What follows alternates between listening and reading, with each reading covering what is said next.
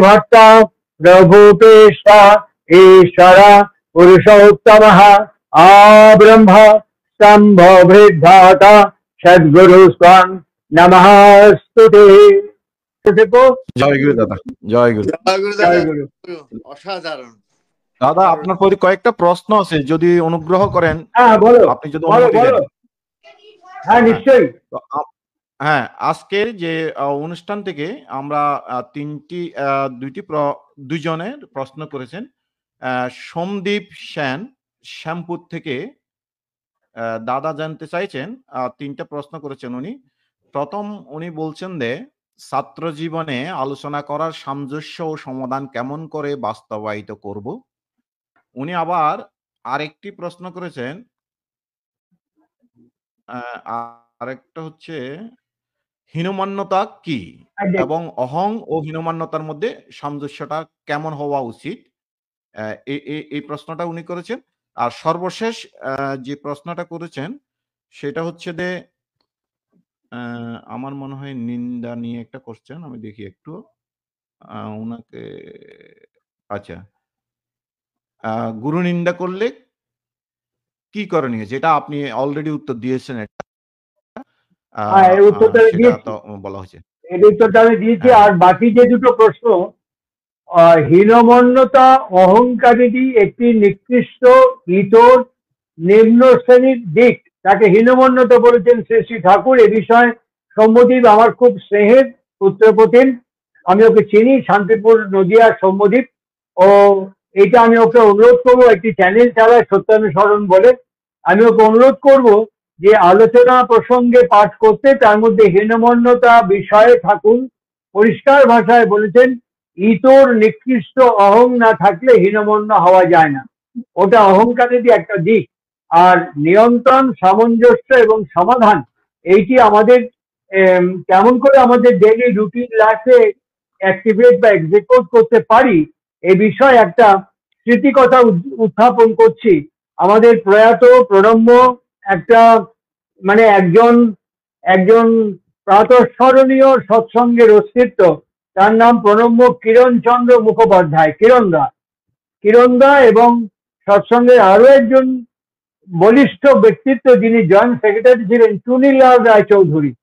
এই কিরণদা এবং চুনিদা এরা খুব বন্ধু প্রবল ব্যক্তিত্ব ছিলেন। তো কিরণদা এবং চুনিদা ঠাকুরের কাছে বসে আছেন।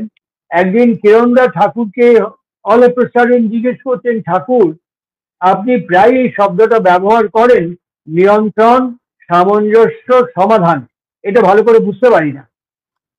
এইটা একটু ভালো করে বললে, তাহলে বোঝার মতো করে যদি বলেন তাহলে আমরা বুঝতে পারি। ঠাকুর মুহূর্তের মধ্যে বললেন, খুব ইজি, ভালো করে বোঝ। আমি তোকে এখনই বললাম কিরণ, আমাকে এখনই 40,000 টাকা দে।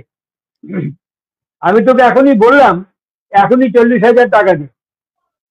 সঙ্গে সঙ্গে তোর মনে হবে 40,000, ওরে বাবা 40,000 কোথায় পাবো, একটা ভাস ব্যাপার, 40,000 কোথায় পাবো। কিন্তু একে নিয়ন্ত্রণ করবি কেমন করে? 40টা লোক 1,000 টাকা, 40টা লোক ঠিক করে ফেল, 40টা লোকের কাছ থেকে 1,000 টাকা করে নিবি, 40,000 টাকা। আরো ভেঙে ফেল, 80টা লোক 500 টাকা, আরো নিয়ন্ত্রণ কর, 80টা লোক 500 টাকা, আরো নিয়ন্ত্রণ কর, 1,000 লোক 250 টাকা, আরো নিয়ন্ত্রণ কর। এরকম করতে করতে, নিয়ন্ত্রণ করতে করতে একদম ক্ষুদ্রাতি ক্ষুদ্র অবস্থায় দেখবি, একে বলে নিয়ন্ত্রণ করা। ঠিক আমার জীবনে যেগুলো হার্ডেল, যেগুলো অবস্ট্রাকল বলে মনে হচ্ছে, আমার মেডিটেশনের মধ্য দিয়ে আমি তাকে আইডেন্টিফাই করব, ডেমনস্ট্রেট করব, এবং সেই অনুযায়ী আমি ঠিক যে অ্যানালজিটা বললাম, এই অ্যানালজিটা আমি ওকে নিয়ন্ত্রণ করব। দেন সামঞ্জস্য, এই যে আমি ভাগ করে ফেললাম, এদের কাছে গিয়ে বললাম যে মনোরঞ্জন তোমাকে 1,000 টাকা দিতে হবে, 500 টাকা দিতে হবে, এরকম করে আমি ভাগ করে ফেললাম, সামঞ্জস্য করে ফেললাম, সব একদম সব সাথে কথাবার্তা বলে রেডি করে ফেললাম। তাহলে আমিও যে অবস্ট্রাকশন, হার্ডেলস বা প্রতিকূলতাকে আমি মনে করছি হার্ডেলস গুলো, আমি সেগুলো কিভাবে সামঞ্জস্য করব, কোন কোন সময় মুহূর্তের ব্যবস্থা দিয়ে করে তাকে আমি সামঞ্জস্য করে ফেললাম। আর দেন সমাধান, আমি নির্দিষ্ট টাইমে যাদের সামঞ্জস্য করে সময় দিয়েছিলাম, সেই সময় মুভ করে ওই টাকাগুলো তুলে নিলাম। ঠিক একইভাবে আমিও যেভাবে আমার বাধা, প্রতিকূলতা, প্রতিবন্ধকতা মনে করেছিলাম, তাকে সেইভাবে অ্যাডজাস্ট করে আমি সেই অনুযায়ী তাকে আবার সমাধান করে ফেললাম। এইভাবেই নিয়ন্ত্রণ, সামঞ্জস্য, সমাধান ছাত্র জীবন থেকে অনন্ত জীবন পর্যন্ত, this is the only way, only track, only route. এই পথেই আমরা এগোতে পারলে, এই ক্লু দিয়েই আমরা সবকিছু সমাধান করে ফেলতে পারবো। নেক্সট, মনোতোষ। হ্যাঁ দাদা, থ্যাংক ইউ দাদা। আমাদের একজন ভক্ত উনি ঢাকা থেকে প্রশ্ন করেছেন, দাদার কাছে একটা প্রশ্ন, ইষ্টবৃত্তি পাঠানোর বিষয়ে ঠাকুরের নির্দেশ কি? বর্তমান পরিস্থিতিতে পাবনা হিমায়তপুর কেন্দ্রীয় আশ্রমে ইষ্টবৃত্তি পাঠানো কি যাবে? এটার সাথে আরো কয়েকটা প্রশ্ন আমি যুক্ত করছি আপনাকে, যেটা আমাদের ইনবক্সে এসেছে। এটা মোটামুটি এটার সাথে সামঞ্জস্য। সেটা হচ্ছে যে ইষ্টবৃত্তি কেন করতে হয়, ইষ্টবৃত্তি কখন করতে হয়, ইষ্টবৃত্তি করলে আমাদের কি কি উপকার আসে, ইষ্টবৃত্তি দক্ষিণা এবং প্রণামী এর মধ্যে পার্থক্যটা কি, ইষ্টবৃত্তিটা কি দক্ষিণা নাকি প্রণামী, এটা এগুলো আমাদের উত্তর আমরা সবাই জানি। তারপরও যেহেতু প্রশ্ন আসছে এই জন্য আপনাকে উপস্থাপন করছি, সংক্ষেপে যদি বলেন। আর বিশেষ করে অনুব্রত যে পাবনাতে পাঠানো যাবে কিনা এটা সেটা। না না, সে দেখো, কোথায় পাঠাবে কে? আমি ঠাকুরের সেলসম্যান বা হকার নই। আমি ঠাকুরের সেলসম্যান বা হকার নই। কোথায় পাঠাবে, কিভাবে পাঠাবে, এটা তার ব্যাপার, ব্যক্তির ব্যাপার। এটা আমি মনে করি গুরু এবং শিষ্যের মধ্যে স্বামী এবং স্ত্রীর মতো সম্পর্ক। আমার গুরু আমি বহন করব, আমার গুরুকে আমি পালন পোষণ পরিচর্যা বর্ধন করে চলবো।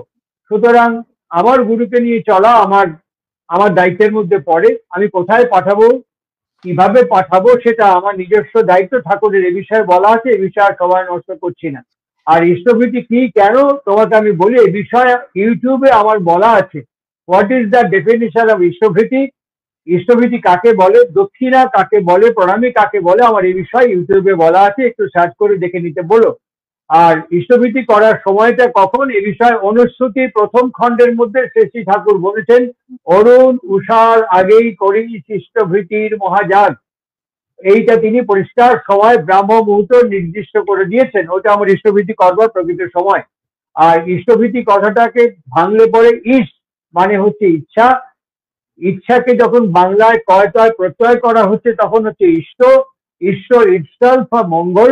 সুতরাং আমার ভেতরে যে ইচ্ছেগুলো আছে, এগুলো আমার হাতে যদি অর্থ এসে পৌঁছায়, মনতোষ, তুমি যদি নিউ ইয়র্ক থেকে আমাকে বলো, প্রলয়দা আপনাকে 10 কোটি টাকা এখন পাঠিয়ে দিলাম, আমি এখন যে অবস্থা কন্ডিশনে আছি, তোমার এই 10 কোটি টাকা যদি আমার হাতের মধ্যে এক্ষুনি এসে পৌঁছায়, তখন আমার ভেতরে সুপ্ত অনেক ইচ্ছে থাকবে, যার সাথে আমার ইহজীবনের সাক্ষাৎ নাও হতে পারতো, ইহজীবনের দেখা সাক্ষাৎ নাও হতে পারতো।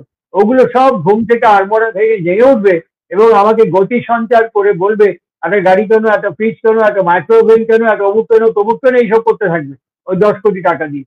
ঠিক একইভাবে আমার ভেতরে যে সুপ্ত ইচ্ছেগুলো আছে, আমার গুরু তিনি আমাকে অতি প্রত্যুষে ব্রাহ্ম মুহূর্তে, তখন আমার ব্রেন, আমার সিস্টেম অনেক ঠান্ডা থাকে, সেই সময় তিনি আমাকে কানেক্ট করতে বলছেন তার সাথে, থ্রু মেডিটেশন, থ্রু জব। আর এই কানেকশনের মধ্য দিয়ে আমার ইচ্ছেগুলোকে আমি তার ইচ্ছের কাছে নিবেদন করছি এবং আমার ইচ্ছা দিয়ে আমি তার ইচ্ছাকে গ্রহণ, পালন, বহন, পোষণ, বর্ধন এবং প্রবর্তন করছি। This is the real Istavrity. শুধু কয়েন থ্রো করলে ইষ্টভৃতি হয় না, ওটা এক্সটার্নাল অ্যাটিটিউড। আর ইন্টারনাল অ্যাটিটিউডের মধ্যে আমার ইষ্টভৃতি যদি আমি করি, আমার চাল চলন ব্যবহার আচরণ অভ্যাস সংস্কার সব একটু একটু করে বদল হতে থাকে। আর ভীতি মানে ভরণ পালন পোষণ পরিচর্যা। আর অর্থ দিয়ে যে আমরা ইষ্টভীতি করি, অর্থ কথাটার মধ্যে আছে গতি, গতি। সুতরাং এই গতি আমার হাতে অর্থ আসুক, আমার জীবনে চলা বৃত্তি, আমার আমার ক্রেভিং, সমস্ত গতি যেন ইষ্টভূতি হয়ে ওঠে। দিস ইজ দ্য রিয়েল ইষ্টভীতি বলে আমার মত, এবং আমি এটাকে বিশ্বাস করি এবং আমি এভাবে চলার চেষ্টা করি। ঠিক আছে মনোতোষ।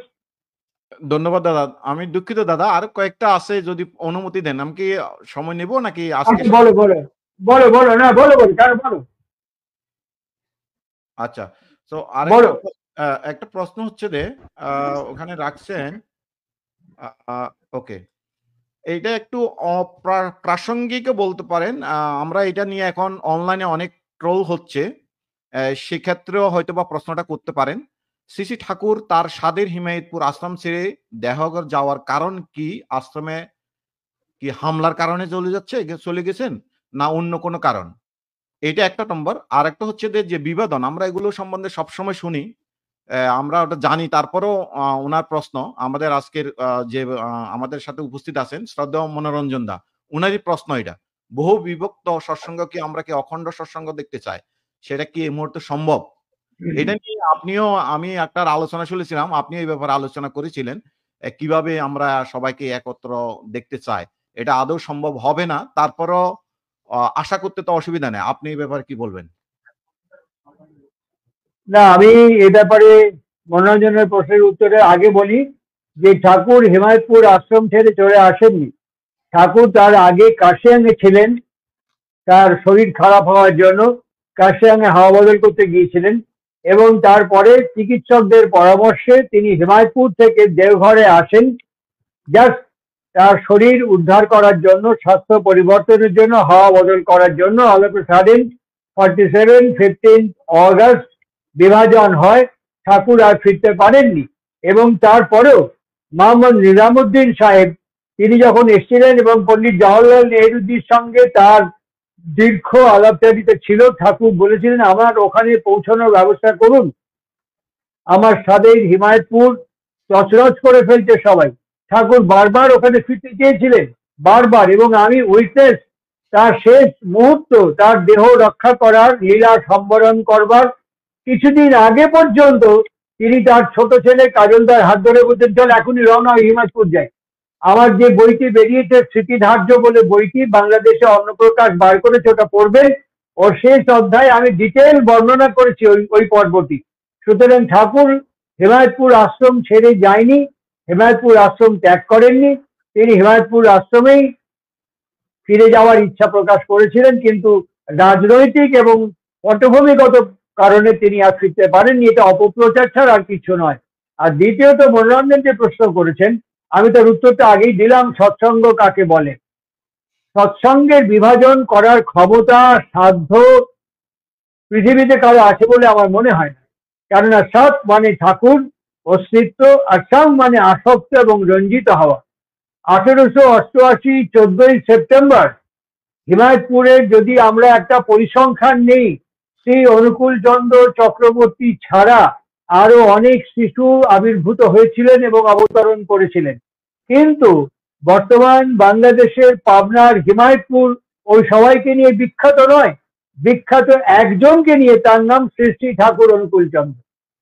এবং এই হয়ে ওঠাটা, এই যে ক্রোনোলজিক্যাল গ্রো, এই যে ধীরে ধীরে হয়ে ওঠা, অতগুলো শিশু জন্মগ্রহণ করেছে, তার মধ্যে যে তিনি হয়ে উঠেছেন, দিস ইজ কল সার্টান। একে ভাগ করা যায় না, হয়ে ওঠাকে কেউ ভাগ করতে পারে না। আমি আগেই বললাম SAT SANG, এরপরে যখন দুটো ওয়ার্ড বসাবো H আর A, সঙ্গ যখন করে ফেলবো, হ্যাঁ এর ভাগ হতে পারে, এর ভাগ হতে পারে। তবে মনোরঞ্জনকে বলবো একটা বিষয়, সব ভাগগুলোর একটা বিষয় এক, যতগুলো ভাগ হয়েছে সবাই একটা বিষয় এক। ঠাকুর ইষ্টভৃতির ব্যবহার এবং বিনিয়োগ যে কার্যের জন্য বলেছিলেন, ইষ্টভৃতির অর্ঘ্য কি করে ব্যবহার করতে হবে, কি করে বিনিয়োগ করতে হবে। ইন দ্য ইয়ার 1935 ঋত্বিক সংঘ সৃষ্টি করলেন, 39 থেকে ঋত্বিক অধিবেশন শুরু হলো। সেই সময় তিনি যাজক অধ্যর্য সভাপতি ঋত্বিকের পাঞ্জাব প্রবর্তন করলেন। সেই সময় থেকে যে ঋত্বিক সংঘের কার্যক্রম তিনি যেমন বলেছিলেন, এখন এক্সিস্টিং কোন অর্গানাইজেশন তাকে পালন করে না, অখণ্ড ভাবে যেখানে যেখানে অর্গানাইজেশন হয়েছে কোনো অর্গানাইজেশন একে পালন করে না। সুতরাং এই বিষয়ে একটা মিল আছে, আমাদের সঙ্গগত মিল না হলেও এই একটা বিষয় মিল আছে। ইষ্টভীতির অর্ঘ্য যথেচ্ছ ব্যবহার হয় সব সংগঠনে, তাদের খেয়াল মাফিক ভজনিক গুরু হতে মানুষ, তারপরে লাইনটা আমি আর বলছি না, যা হওয়া তা আমাদের দেখে বোঝা যাচ্ছে, আমাদের চিৎকার শুনে বোঝা যাচ্ছে, আচরণ দেখে বোঝা যাচ্ছে। সুতরাং এই যা যথেষ্ট ব্যবহার করছি সব সংগঠন, এখানে মিল আছে, কেউ ইষ্টভীতির অর্ঘ্য ঠিকভাবে ব্যবহার করছে না। ওই আগে বললাম সঙ্গগত মিল আছে, ঋত্বিক আন্দোলন ঠিক হয়নি, ওটা মিল আছে। তারপরে ইষ্টভীতির ব্যবহার করার মিল আছে, আর নিন্দাবন্ধে খুব মিল আছে। কোনো সংগঠনকে সহ্য করতে পারে না, অথচ প্রত্যেকেই বলে আমরা অবিকৃত ভাবে ঠাকুরকে প্রচার করছি, প্রতিষ্ঠা করছি। প্রত্যেক সংগঠন অবিকৃতভাবে ঠাকুরকে প্রতিষ্ঠা এবং প্রকাশ করছে, কিন্তু কোনো সংগঠনকে সহ্য করতে পারে না। আরেকটি মিল আছে, সে মিলটি হচ্ছে কেউ কাউকে মর্যাদা, সম্মান, শ্রদ্ধা দিতে পারে না। এখানেও মিল আছে। প্রত্যেক সংগঠনের নিন্দা করে, মর্যাদা হানি করে, সম্মান হানি করে, শ্রদ্ধার অপলাপ ঘটায়। এখানেও মিল আছে। ঠাকুর সত্যানুসরণে বলেছেন, তুমি যে কোনো একটির যতটুকু অধিকারী হবে, পরপর সমস্তগুলো ততটুকু অধিকারী হবে। এই একটা জায়গায় যখন আমাদের ঐক্যমত্য হয়েছে মনোরঞ্জন, আমাদের চেষ্টা অনুযায়ী ভবিষ্যতে আমরা গিয়ে নিশ্চয়ই একদিন পারবো বলে আমার মনে হয়। I am too much very much optimist, আমি খুব আশাবাদী। সুতরাং এই বিভাজনের ভেতরেও মিল হবেই বলে মনে হয়। মহতোষ দা, ধন্যবাদ দাদা। আমরা আরেকটা প্রশ্ন করে আপনাকে শেষ করব। মনোরঞ্জন দা আসছি আপনার কাছে। একটা প্রশ্ন নিয়ে আমি শেষ করব এবং মনোরঞ্জন দার কথা শুনবো। তার আগে একটা আপডেট দিই। সম্মানিত সুধী ভক্তবৃন্দ, আপনারা ইতিমধ্যে অলরেডি পাবনা হিমায়তপুরে গিয়েছেন, আপনারা জানেন। শ্রদ্ধেয় দাদা 3টি বই লিখেছেন। যে 3টি বই আমাদের পূর্ণ দোল উৎসবে রিলিজ হয়েছে, যেটা 25 তারিখে উৎসব হয়েছে। এই 3টি বই আপনার এই দাদার দীর্ঘ জীবনের যে অভিজ্ঞতা, এই অভিজ্ঞতা এবং স্মৃতি এই সবগুলো আপনারা পাবেন। আপনারা সংগ্রহ করার চেষ্টা করবেন। আপনারা যারা অনলাইনে এই অনুষ্ঠানটা দেখছেন, যদি কোনো হয় আমাদের সাথে যোগাযোগ করবো, আমরা চেষ্টা করব আপনাদের কে সঠিক তথ্য দিয়ে সাহায্য করার জন্য, কিভাবে বইগুলো পেতে পারেন। স্মৃতিধার্য, যজনীয় জীবন এবং প্রেমল ঠাকুর, এই 3টা বই। আমি দাদাকে অনুরোধ করব, যেহেতু আমরা একটু সুযোগ পেয়েছি, এই সুযোগে আপনি যদি এই 3টা বইয়ের সংক্ষিপ্ত 1 মিনিটের যদি আপনি একটু বর্ণনা দেন এই বইগুলোর আসলে।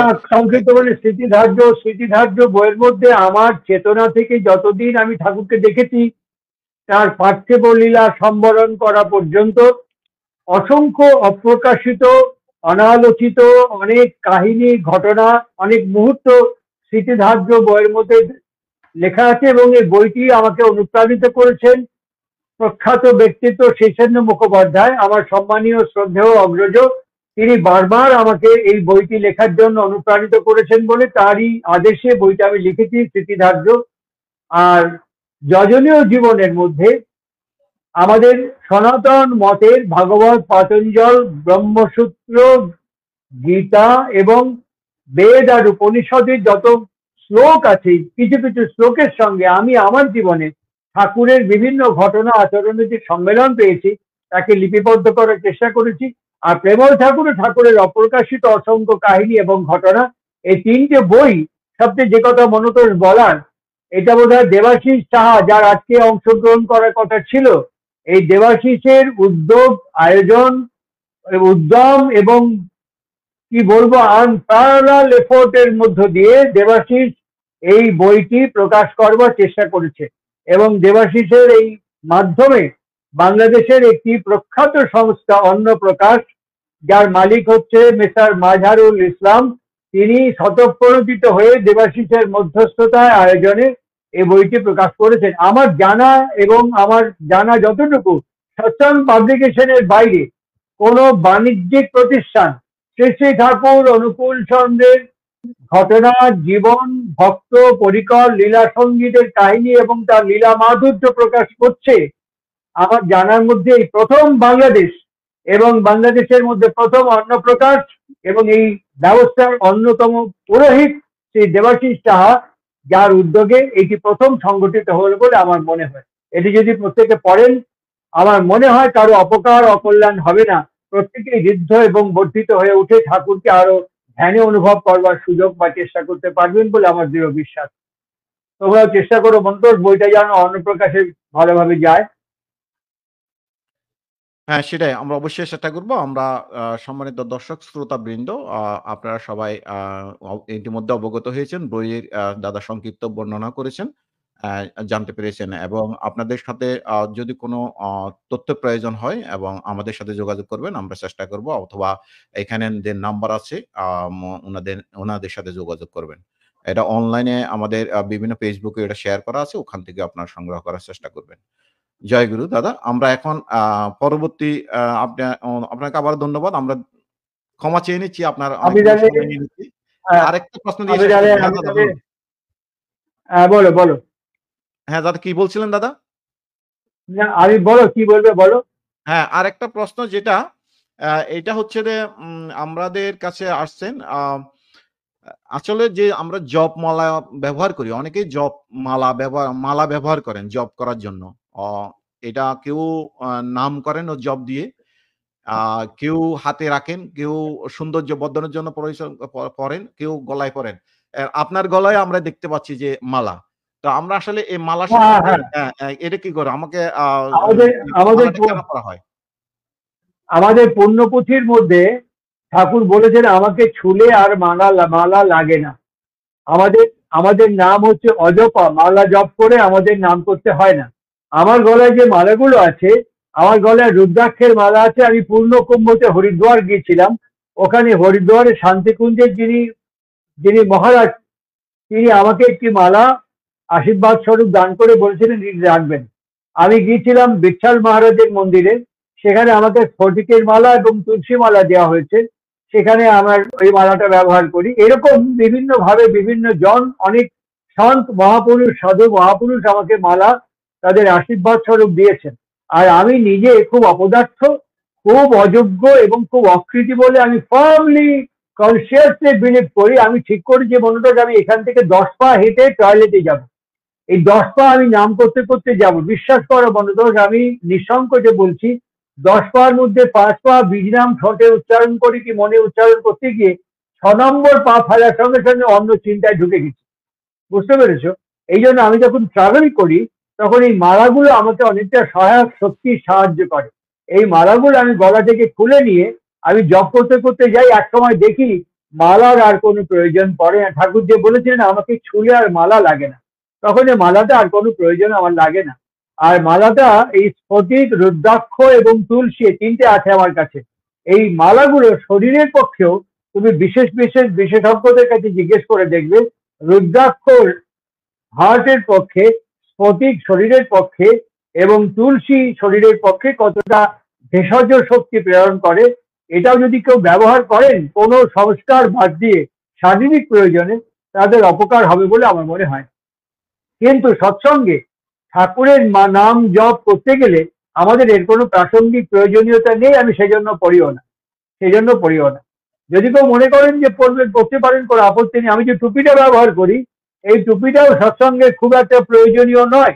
কিন্তু আলোচনা প্রসঙ্গে 19 খণ্ড, সবচেয়ে ট্র্যাজেডি মনোরঞ্জন এই মনোতোষ যে আমরা ভালো করে পঠন পাঠনশীল নই, যার জন্য আমরা যেসব প্রশ্ন করি প্রশ্নগুলো বেশিরভাগই অযৌক্তিক অপ্রাসঙ্গিক প্রশ্ন করি। আমরা এই যে আলোচনা প্রসঙ্গে 19 খণ্ডের শ্রী শ্রী ঠাকুরকে জিজ্ঞেস করেছেন বিভিন্ন মঠ, মিশন, আশ্রম টুপি ব্যবহার করে, আমরা কি এরকম করতে পারি? ঠাকুর বলেছেন সাদা টুপি ব্যবহার করলে ভালো হয়। তা সেটা জানার পর থেকে আমি টুপিটা ব্যবহার করি। এই সাদা টুপি ব্যবহার করলে রেফারেন্স কোট করছি আলোচনা প্রসঙ্গে 19 খণ্ড, সৎসঙ্গ পাবলিশিং থেকে প্রকাশিত। এরকম করে তুমি যদি দেখো মালা প্রসঙ্গ ঠাকুর আলোচনা প্রসঙ্গে দ্বীপরক্ষীর মধ্যে বিভিন্ন জায়গায় আলোচনা করেছেন, কিন্তু পুণ্যপুঁথিতে বলেছেন আমাকে ছুঁলে আর মালা লাগে না। মালা আমাদের ব্যবহার্য নয়, আমাদের অজপা নাম জপ করে, সংখ্যা জপ করে নাম করতে হয় না। ঠিক আছে, আর তো কোনো প্রশ্ন নেই। হ্যাঁ, ভালো থেকো প্রশ্ন আছে মনোযোগ। এগুলো আমরা আজকে আর কন্টিনিউ করব না। অনেকগুলো প্রশ্ন, সেগুলো আমি আপনাকে ইনবক্সে পরে পাঠাবো। আমরা পরবর্তীতে একদিনে আমরা ওগুলো করব। ওগুলো আসলে ঠিক জেনারেল আছে, প্রশ্ন। ঠিক আছে, হ্যাঁ, ঠিক খুব আছে, ভালো ঠিক থাকবেন আছে। দাদা। ভালো আপনাকে থেকো, অনেক ভালো থেকো, ধন্যবাদ। তোমাদের জয় হোক। হ্যাঁ, তোমাদের জয় আপনাকে জয়কার অনেক হোক, ধন্যবাদ। নিউ ইয়র্ক আপনার সৎসঙ্গ ধন্যবাদ। থেকে জয় জয়কার হোক। আমরা থেকো। জয় গুরু। বন্দে অবশ্যই। পুরুষোত্তমম, বন্দে পুরুষোত্তমম, বন্দে পুরুষোত্তমম। শ্রদ্ধেয় ঝুলন